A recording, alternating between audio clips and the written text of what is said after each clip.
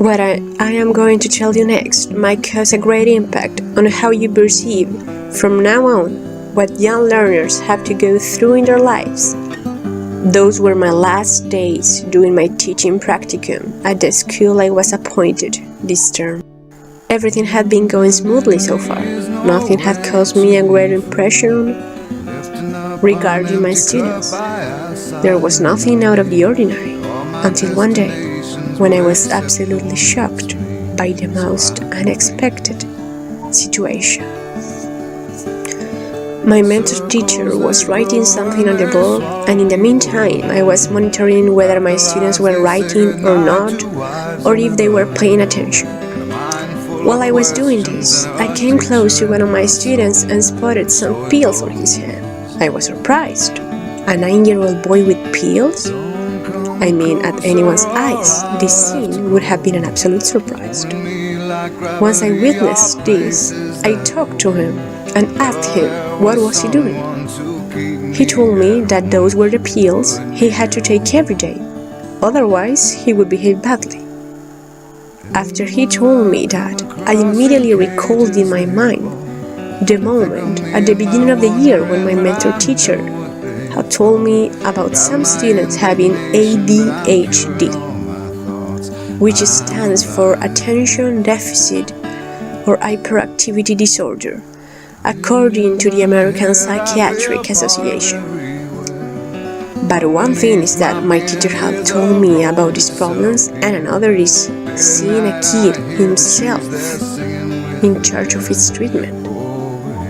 Isn't this supposed to be someone else's job? What about the role of the teacher or the school regarding these cases? Going back to the moment when my student gave me the reason why he had to take one of the pills, I remember telling him that he did not need to take a pill to behave properly. I am not a fan of pills at such an age, he's just a kid. But he reassured me that he absolutely needed to take a pill, otherwise he would behave badly. He repeated the word twice. I was absolutely surprised. I did not see that coming.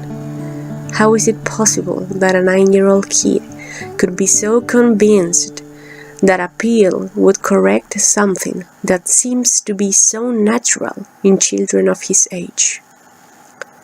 I guess the problem in this case has to do with the actions that parents think are the right ones to correct their children's problems.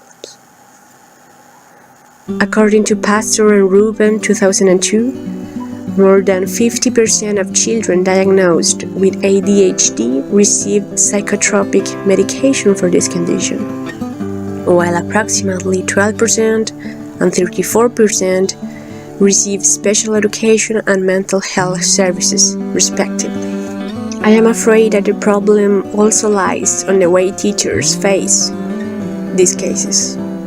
We are not prepared to deal with these situations because we rely on the role of an educational psychologist, the student's family, doctors, or even the school itself to deal with this type of students. The problem with this is that it is us, teachers, who spend most part of the day with the students. Therefore, we must be prepared to encounter any kind of difficulties in our classroom. Maybe we won't be able to help the students holistically, but at least we can set an environment in which our children can feel safe and involved. And this is especially important regarding young learners. As a teacher, I had to take into account that teaching young learners requires an interactive classroom, with activities in which students can move, talk, and share, and not just stay for 1 or 2 hours sat on a chair.